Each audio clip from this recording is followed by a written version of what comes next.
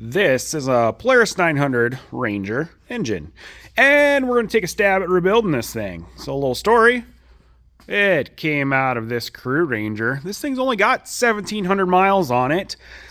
Story I got from the dealer that I bought it from was that they sunk it like the first summer that they bought it, and then the dealer went and cleaned everything out and got it going again, and then kind of thought he never changed the oil once again after that.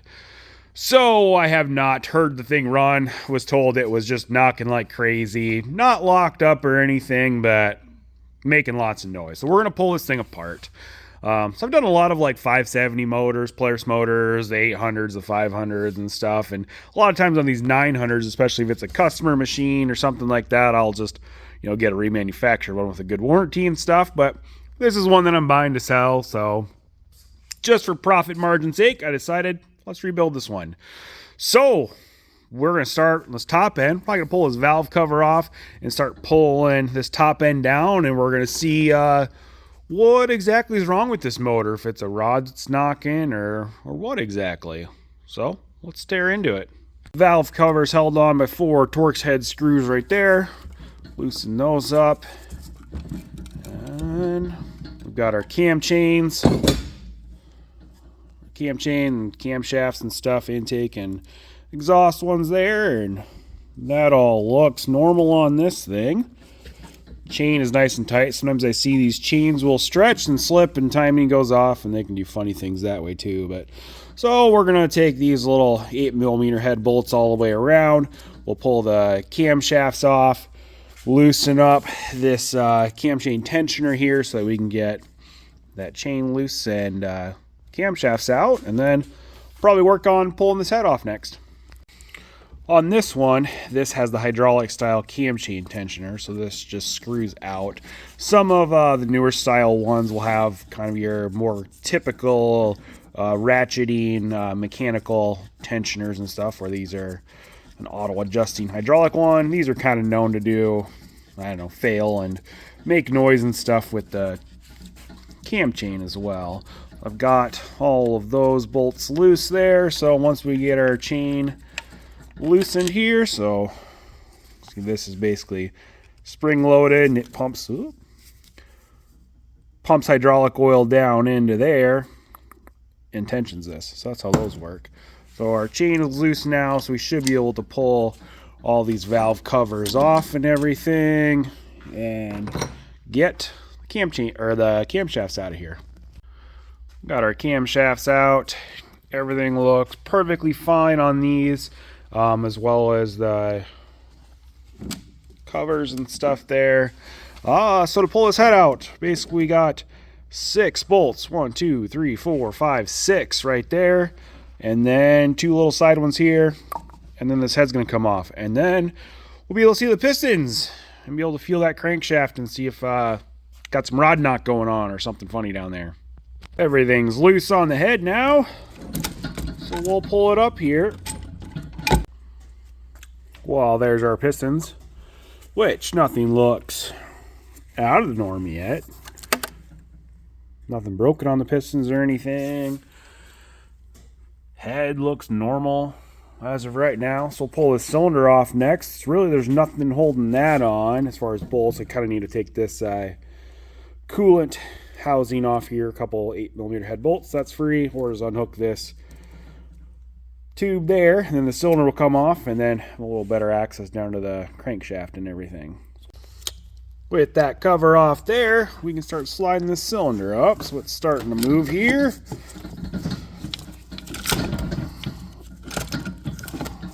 Sticking a little bit on those pistons there, or this cam chain, one of the two. Ugh. Now we're catching on something here. Cylinder is off, and here's our issue. So on this side, we've got plate.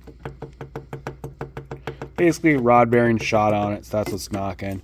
This side feels tight, I think. But so we've got new crankshaft, and I decided to order new cylinder for it, which the cylinder honestly doesn't look that bad or anything, but since we're in here, we're just gonna do everything. So it's gonna be new crankshaft, new cylinder, new cam chain, all new seals, journal bearings and stuff too.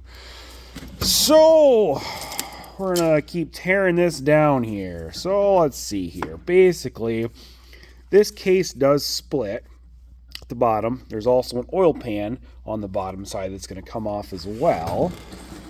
I've got to take off this big old block here on the back. This is our coupler between the engine and the transmission, and then we can get a few of these screws off to split this case. We'll probably start working on a few of these little things next. With this big mounting block off, you can kind of see these screws along the side that's going to hold this upper and lower case together. We'll also need to pull off everything back behind the stator cover behind here. So we're going to pop this off. We'll have the stator, flywheel, water pump stuff. That'll come off as well. And then we will also need to take off the oil cooler right here so that we can get to basically all the other little screws there to separate that top and bottom case.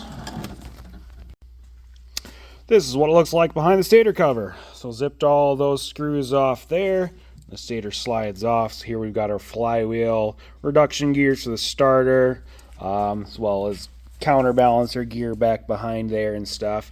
So we're going to pull this flywheel off too. You do need a special puller for that. Threads onto there, then runs into the crankshaft. This is what the puller looks like. This is actually a left-handed thread that threads on that way. And then screw that guy in, it presses on the crankshaft. And then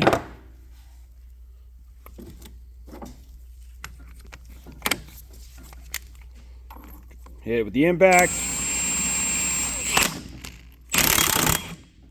And off it comes. Just like that. Looking at this a little closer in order to get this top half of the case off, looks like I'll have to pull the pistons off first because they will not sneak past down there. So I think we're going to pull these pistons off next. We'll get this oil cooler off and then start removing all these screws around the side and try to split this top case and get that crankshaft out of here.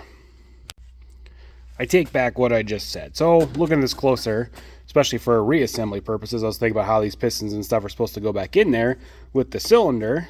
These are removable rods. They've got screws on the bottoms and ends of the rods and rod caps.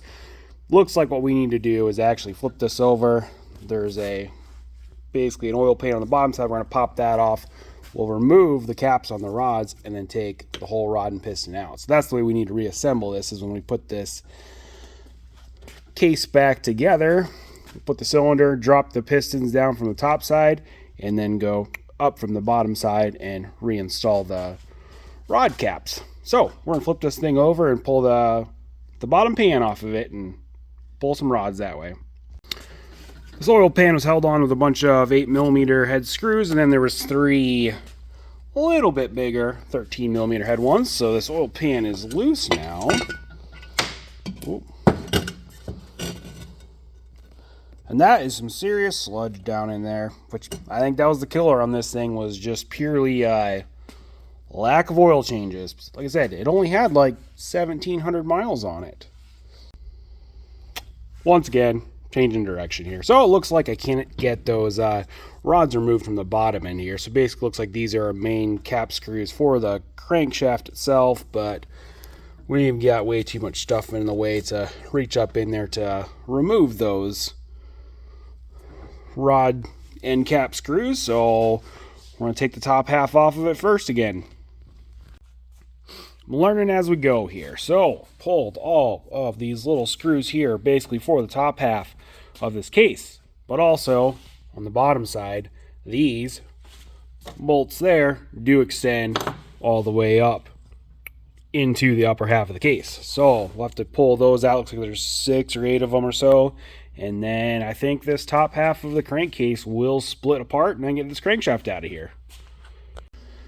In order to get this out, we need to pull this the oil pump gear off, because this chain runs up and wraps around the crankshaft. So to do that, there's a plug here I had to remove. Take that little bolt out there. This gear will come off, and then the chain will come out with crankshaft. All right, it's finally separated. So this bottom half is free from the top half. Let me get some stuff out of the way. We'll take a closer look. So upon further inspection of this motor, this side here. That's our knock. But also, one of our journal bearings stuck on the crankshaft there. Should be right there. It's not in there. The other ones are all there. So I don't know if one of these bearings also kind of spun, and that was part of the problem, as it was sticking. I mean, this thing was super low in oil, and the oil looked horrible in it. A lot of crud. Well, so we'll pull this crankshaft the rest of the way out and inspect everything else on it. Here's our crankshaft, and then the one side piston rod that was knocking. These are the bearings, the rod bearings that came out of the knocking side, and there is not much left of these things. They are just kind of paper thin. But this center journal bearing was also stuck on there. So this one, haven't popped this side off yet. It came off. So it looks pretty discolored too. So it looks like we have a spun main bearing on the crankshaft here. So I don't know if that started sticking first and then it caused this rod to knock, but it's just clearly low oil, bad oil, just typical results of never changing the oil on something. So I've got these cases completely stripped down. So now plan is we're going to clean the crap out of these. There's sand on everything. Everything's going to get deep clean, and we're going to do new crankshaft, new bearings, new cylinder, new pistons, new cam chains, new seals. It's going to be a new motor. It's time for some reassembly. So we've got some clean crankcases again. Everything's been power washed and super cleaned. Every oil passage, we've got all the gunk and sand and everything out of everything. New crankshaft, new cylinder, new rods, new bearings. So we're going to start assembling this. So something important to note on these 900 Rangers is these journal bearings have different colors and markings for different sizes, and they kind of vary between each spot. So the way these are ordered, I've got the classification for each journal bearing there, and then where they start. So this will be 1, the number 1 spot, your rods 2, 3, 4, 5, 6. So we've got a couple different sizes in here. So we're doing a yellow one there, a green, and a blue right there. So we're going to assemble those and then start dropping some of this stuff in place. All of the journal bearings are installed on both case halves. So next, we are going to put some rings on this piston. So we've got top and a bottom compression ring as well as the oil ring. We'll go and find all of the locations where the ends need to be. We will install that onto the rod, drop those into the cylinder on both sides, and then we can go and attach that to the other side of the crankcase. On these piston rings, there is a top and a bottom ring, which are usually marked with like a 1 or a 2 or something like that. Usually you put the marking side up, and then in this case we put the top ring towards the exhaust side and then second ring towards the intake side. So there's our second side right there. Got one piston assembled here. Arrow there goes to the exhaust side, so we're gonna drop that down in the cylinder. I always like to coat all the rings, the cylinder and stuff, skirts and stuff with some oil. Yeah, we'll put the other one together and drop this down into the cylinder. Keep plugging away. Got both pistons installed into the cylinder there, so now it's time to drop this crankshaft into place. We do have new oil pump chain and cam chain, so we're going to install those as well. Crankshaft is now sitting in place, and now it's time to put the cylinder on. So we're going to flip this over, and then from the top side slide the cylinder in place, and then connect the rods to the crankshaft with our rod caps. Crankshaft is now sitting in place. I've got connecting rods just slightly attached. Now it's time to torque these. Torque those down into 2 steps. I think it's like 9 foot-pounds and 22 foot-pounds, and then another, I think, quarter turn or so. Do that to both sides, and then we're going to install the counterbalancer next. We'll time that up, and then we can kind of throw this bottom case on and start sucking this thing down a little bit. So we've got the counterbalancer in place here. Basically, there is one little timing mark right there that you match up between the crankshaft and the counterbalancer. So now it's time to throw the other bottom half of the case on. So we're going to add some silicone sealant all the way around there and on the top side. And then suck this down. Basically, then we're going to add these bolts in there, torque them guys down, and then we're about done with this bottom end. These end cap screws are lightly tightened down inside there, so now we're going to torque these down basically on 1, 2, 3, 4, 5, 6, 7, 8.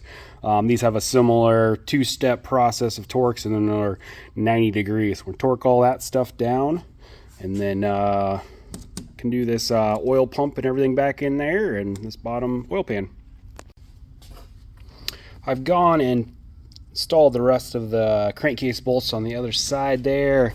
Now it's time to put the oil pump back in. I've got this setting down in there that lines up with the water pump there, and then our oil pump chain here we need to install back there with our gear. Do that and install the 3 bolts that hold that in place, and then can put this bottom oil pan cover back on. I've got everything assembled on the bottom end now. I'm ready to put this bottom oil pan back on. Got the oil pump gear back on, oil pump and everything installed. I did throw the clutch back on it real quick just to be able to grab and turn this thing over. On this motor there's really nothing to grab and be able to spin it over to make sure everything feels nice and free before you fully assemble it. So put that bottom cover back on, and then it's time to finish the top end.